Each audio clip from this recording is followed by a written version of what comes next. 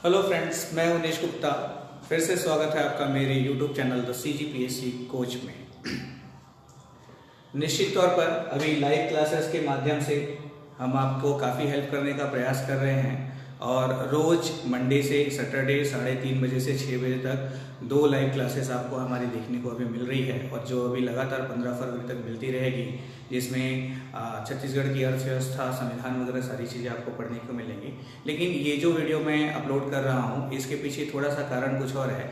हाल ही में छत्तीसगढ़ लोक सेवा आयोग के द्वारा एक नए पद का सृजन किया गया है। अभी पद की भर्ती के लिए नोटिफिकेशन जारी किया गया है, जो कि है असिस्टेंट प्रोफेसर की, सहायक प्राध्यापक की। तो सहायक प्राध्यापक में निश्चित तौर पर काफ़ी सारे छात्र छात्राएं जो हैं, आप लोग जो हैं इसमें अप्लाई करेंगे, पर इससे जुड़ी हुई कुछ जानकारियां जो है हम आपको शेयर करना चाह रहे हैं और इसको क्रैक करने का जो तरीका है। तो सबसे पहली बात तो यह है कि इसमें 2 पेपर हैं, पेपर 1 और पेपर 2। तो आइए इसको स्टार्टिंग से लास्ट तक हम पूरा समझते हैं। तो इसमें एज लिमिट वगैरह जो है और डेट ऑफ एग्जामिनेशंस वगैरह, डेट ऑफ एग्जामिनेशंस तो अभी डिक्लेयर नहीं है, फॉर्म ऑनलाइन फिलअप होने वाले हैं। तो इसके लिए आप आयोग की वेबसाइट पे विजिट कर सकते हैं। पहली चीज़ तो ये है कि असिस्टेंट प्रोफेसर या सहायक प्राध्यापक में अप्लाई करने के लिए आपको एलिजिबल होना होगा। तो उसके लिए कम से कम आप या तो सेट क्वालिफाई रहे, या तो नेट क्वालिफाई रहे, या तो JRF वगैरह कुछ ऐसा क्वालिफाई रहे, या तो फिर आपकी PhD की डिग्री, ठीक है, including if you have PhD also, तो भी आप इसके लिए अप्लाई कर सकते हैं। ठीक है, तो ये है मिनिमम क्वालिफिकेशन। यदि आप ओनली पोस्ट ग्रेजुएट हैं तो भी इनमें से कोई भी क्वालिफिकेशन नहीं है, तो आप असिस्टेंट प्रोफेसर के लिए अप्लाई नहीं कर पाएंगे। दूसरा हम इसमें बात करें, 2 पेपर है, एक है आपका पेपर 1 और दूसरा है आपका पेपर 2। ठीक है, तो पेपर 2 जो है ये आपका, इसके बाद इसमें इंटरव्यू भी है। ठीक है, तो पेपर 2 जो है ये तो सिर्फ आपका सब्जेक्ट है कि जिस सब्जेक्ट में है आप हैं, जैसे आपका केमिस्ट्री है तो आप केमिस्ट्री से देंगे, हिंदी है तो हिंदी से देंगे, जो भी आपका सब्जेक्ट है। तो पेपर 2 आपके सब्जेक्ट पे बेस्ड होगा। पर पेपर 1 जो है, जिसमें जनरल स्टडी कहा गया है, तो हाल ही में इसको लेकर के बहुत सारे छात्र छात्राओं को कंफ्यूजन था कि सामान्य ज्ञान के अंतर्गत पूरे भारत का सामान्य ज्ञान पूछा जाएगा या फिर सिर्फ छत्तीसगढ़ का सामान्य ज्ञान पूछा जाएगा। तो आपके इस डाउट को ही क्लियर करने के लिए मैंने आज का वीडियो जनरेट किया है। वो सारे स्टूडेंट जो छत्तीसगढ़ स्टेट में नहीं बिलोंग करते हैं, वो भी बिल्कुल इसके लिए अप्लाई कर सकते हैं। और पेपर 1 पे, तो पेपर 1 जो सामान्य ज्ञान की बात हुई है, वो पूर्ण रूप से छत्तीसगढ़ का सिलेबस है। जो लोक सेवा आयोग प्रीलिम्स वगैरह के लिए या व्यापक की सारी परीक्षाओं के लिए जो छत्तीसगढ़ हम पढ़ते हैं, वही संपूर्ण छत्तीसगढ़ फर्स्ट पेपर के रूप में है, जनरल स्टडी के रूप में है। और इस छत्तीसगढ़ के 50 क्वेश्चन आएंगे। तो सबसे पहली बात यह है कि आप पहला तो अपना माइंड सेटअप करें कि यदि ये 50 क्वेश्चंस आपके अप्रोच में बहुत अच्छे से नहीं है, तो निश्चित तौर पर आप इस सिलेक्शन के कंपटीशन से बाहर हो जाएंगे। तो ये जो पेपर है, फर्स्ट पेपर में जो GS के 50 क्वेश्चन, इसको आपको 100% अप्रोच करना होगा। मतलब कि सिविल सर्विसेज वगैरह के लिए जो छत्तीसगढ़ की पढ़ाई होती है, उस लेवल पे आपको स्टडी करना होगा। एक खास बात और है कि इसकी जो नियुक्ति है, जैसा कि राज्य शासन ने निर्देश दिया हुआ है, जुलाई 2019 तक इनकी नियुक्ति होगी। इसीलिए ऑनलाइन पेपर लिया जा रहा है। ऑनलाइन एग्जाम होने के तुरंत बाद रिजल्ट डिक्लेयर कर दिया जाएगा। और जहां तक इसका पेपर होने की जो संभावना है, वो अप्रैल 2019 के आसपास ही इसका पेपर होने की संभावना है। डेट अभी डिक्लेयर की है। ठीक है, तो इसमें हम आगे देखें तो छत्तीसगढ़ से क्या क्या टॉपिक हमको कवर करने होंगे असिस्टेंट प्रोफेसर के लिए। तो छत्तीसगढ़ का इतिहास जो 3 पार्ट में डिवाइडेड है, प्राचीन इतिहास, मध्यकालीन इतिहास और आधुनिक इतिहास। तो इतिहास को पूरा पढ़ना है और उसके साथ साथ हमारे राज्य का राष्ट्रीय स्वतंत्रता आंदोलन में क्या योगदान है। तो पहली बात तो ये है कि राष्ट्रीय स्तर का कोई भी आंदोलन हमारे राज्य में नहीं हुआ है। कंडेल नहर सत्याग्रह एक राष्ट्रीय आंदोलन होते होते रह गया। ठीक है, फिर भी हमारे राज्य का काफी स्तर में काफी हद तक इन्वॉल्यूशन है, हमारे राज्य का इन्वॉल्यूशन है, वो शामिल हुए हैं स्वतंत्रता आंदोलन में राष्ट्रीय स्तर में। तो हमको पूरा कंप्लीट स्टडी यहाँ पर करना पड़ेगा। ठीक है, फिर छत्तीसगढ़ का भूगोल, तो सामान्य भूगोल, व्यवहारिक भूगोल और बाकी जो आपकी संस्कृति वगैरह आधारित भूगोल है, वो पूरा का पूरा हमको इसमें पढ़ना पड़ेगा। धरातली स्वरूप, प्राकृतिक स्वरूप, प्राकृतिक विभाजन, पूरा विस्तार से आपको पढ़ना पड़ेगा।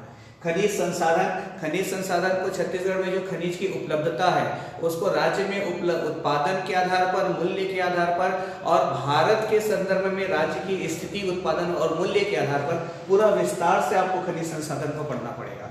ठीक है। उसके बाद जलवायु, जैसे खनिज संसाधन में एक सामान्य सा टॉपिक है, हम सभी जानते हैं कि हमारे देश में टीन जो है मात्र छत्तीसगढ़ में उत्पादित किया जाता है, लेकिन टीन का उत्पादन 100% है, पर इसका भंडारण जो है वो लगभग 37-37% है हमारे राज्य में। ठीक है। तो जलवायु एवं भौतिक दशाएं, तो राज्य में वन वगैरह जो है, वानिकी वगैरह जो है, संपूर्ण आपको इसके अंतर्गत पढ़ना है।